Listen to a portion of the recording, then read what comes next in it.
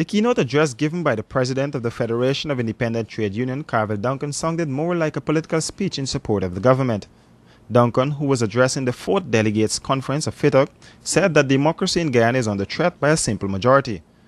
But what was more damning were the remarks made by the veteran trade unionist about institutional corruption in Guyana.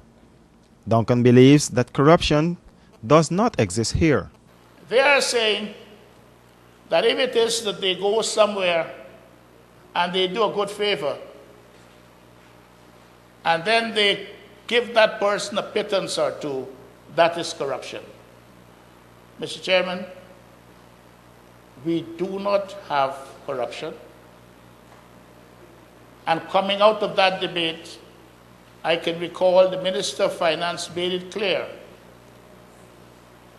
that there are a lot of institutions that are put in place to ensure that corruption does not exist. Duncan also blamed the opposition for the shooting death of the 3 protesters at Linden. He said what happened in the mining town should have never occurred.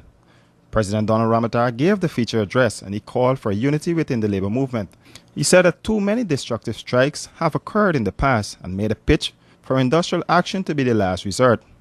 While our government respects the right to strike and will defend that right of any trade union to engage in strike action, I wish to urge that it not be used irresponsibly as the first step, but only as a last resort. Unions would be protecting workers' interests by avoiding premature and intemperate acts.